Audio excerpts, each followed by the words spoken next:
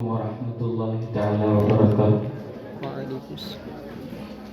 أعوذ بالله من الشيطان الرجيم. بسم الله الرحمن الرحيم. الحمد لله والصلاة والسلام على أشرف رسل الله وعلى آله وصحبه أجمعين.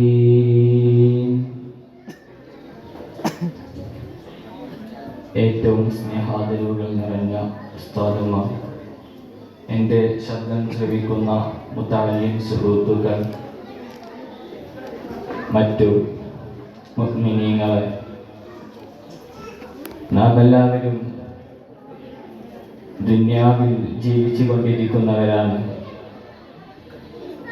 അറിഞ്ഞും അറിയാതെയും രഹസ്യവും പരസ്യവുമായി ഒരുപാട് തെറ്റുകൾ ചെയ്യുന്നവരാണ്. അതുകൊണ്ട് അള്ളാഹുവിൻ്റെ അടുക്കൽ നമുക്ക് തൗബയുണ്ട് എന്ന് ഉറപ്പിച്ചുകൊണ്ട് അള്ളാഹുവിലേക്ക് തൗബ ചെയ്തു മടങ്ങണം. അള്ളാഹു സുബ്ഹാനഹു വ തആല തൗഫീഖ് നൽകി അനുഗ്രഹിക്കുമാറാവട്ടെ. ആമീൻ യാ റബ്ബൽ ആലമീൻ. അസ്റായീൽ എന്ന മലക്ക് കടന്നു വരുന്നതിന് മുമ്പ് നീ തൗബ ചെയ്യേ. ജീവിതത്തിൽ പടച്ച റബ്ബേ, കണ്ടത് പാപമാണ്, കേട്ടത് പാപമാണ്, ചിന്തിച്ചത് പാപമാണ്, നടന്നത് പാപത്തിലേക്കാണ്. അതുകൊണ്ട് ഒരുപാട് തെറ്റുകൾ ചെയ്തവരാണ്. അസ്റായീൽ വരുന്നതിന് മുമ്പ് ചെയ്തു പോയ അപരാധങ്ങൾ മുഴുവൻ ലോകത്തിന്റെ ദിവനായ പ്രപഞ്ചത്തിന്റെ ദിവനായ ലോകം അടക്കി ഭരിക്കുന്ന അള്ളാഹുവിലേക്ക് നീ തൗബ ചെയ്ത് മടങ്ങടാ. അള്ളാഹുവിലേക്ക് നീ തൗബ ചെയ്തു മടങ്ങടാ. ഒരുപാട് തെറ്റുകൾ ചുമലിൽ വെച്ച് നീ മരിക്കരുത്. ഹബീബായ റസൂലുള്ളാഹി സ്വല്ലല്ലാഹു അലൈഹി വസല്ലമ തങ്ങൾ പറയുകയാണ്,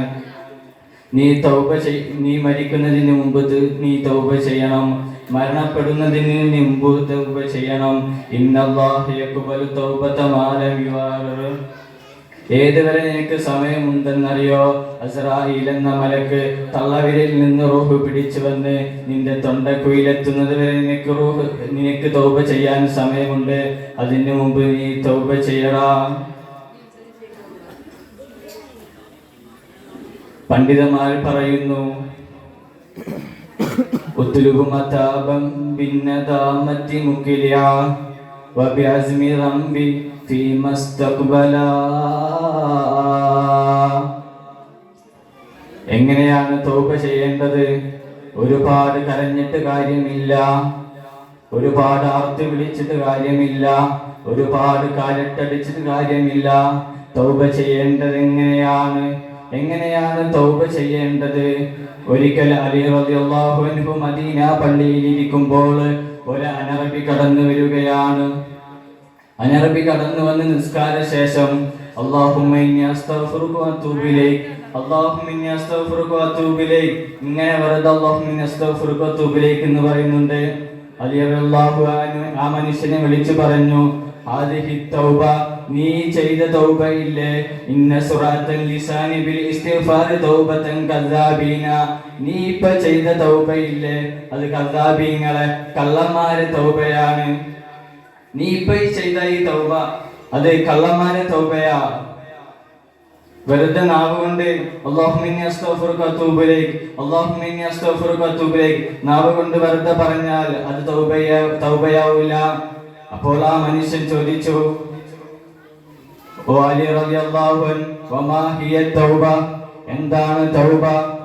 അലി റളിയല്ലാഹു അൻഹു പറഞ്ഞു, 5 കാര്യത്തിന്റെ മേൽ തൗബ സംഭവിക്കും.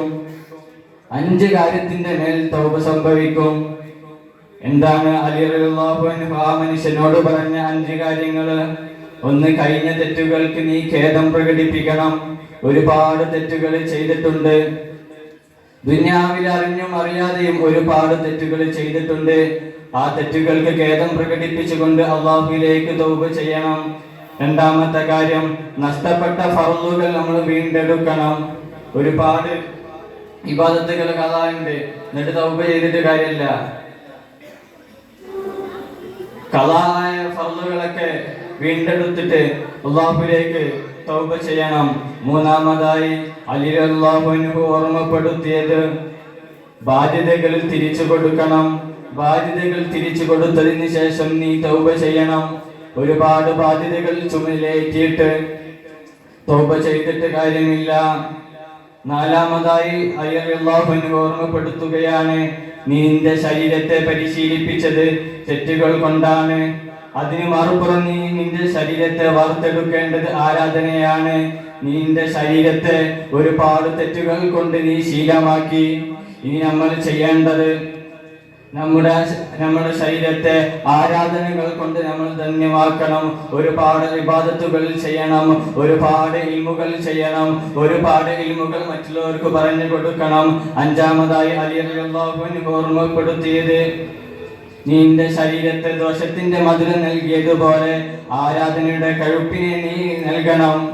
എന്താണ് ആരാധനയെ കഴുപ്പിന് നൽകണം എന്ന് പറഞ്ഞാൽ, സുനിസ്കാരത്തിന് വേണ്ടി കാമിലായ ഉളു എടുത്തുകൊണ്ട് ജമാഅത്തായി നാം നിസ്കരിക്കുക, നാം നമ്മുടെ ശരീരത്തോട് യുദ്ധം ചെയ്യുക. ഇതാണ് അലി റളിയല്ലാഹു അൻഹു അലി റളിയല്ലാഹു അൻഹു അനറബിയോട് ഓർമ്മപ്പെടുത്തിയ 5 കാര്യവും ഞാൻ നമ്മുടെ ശ്രദ്ധയിൽ പതിപ്പിച്ചുകൊണ്ട് അള്ളാഹുവിലേക്ക് തൗബ ചെയ്ത് മടങ്ങണം. അള്ളാഹു സുബ്ഹാനഹു വ തആല തൗഫീഖ് നൽകി അനുഗ്രഹിക്കുമാറാവട്ടെ. ആമീൻ. ഒരിക്കൽ മൂസാ നബി അലൈഹിസ്സലാമിന്റെ സമുദായം മൂസാ നബിയോട് വന്ന് പറഞ്ഞു, ഓ മൂസാ നബിയെ, നമ്മുടെ നാട്ടിൽ വെള്ളമില്ല, കുടിക്കാൻ വെള്ളമില്ല, വളരെ പ്രയാസത്തിലാണ്, മൃഗങ്ങൾക്ക് പോലും കുടിക്കാൻ വെള്ളമില്ല, എന്താണ് ചെയ്യേണ്ടത് നബിയെ? മൂസാ നബി അലൈഹിസ്സലാം പറഞ്ഞു, ഈ നാട്ടിലെ മുഴുവൻ ആളുകളെയും ഒരു ദിവസം ഒരുമിച്ച് കൂട്ടുക, ഈ നാട്ടിലെ എല്ലാ മനുഷ്യരെയും ഒരു സ്ഥലത്ത് ഒരുമിച്ച് കൂട്ടുക. അങ്ങനെ ഒരു ദിവസം ഒരുമിച്ച് കൂട്ടി. ചരിത്രം പറയുന്നു 70,000-ഓളം ആളുകളുണ്ടെന്നാണ്.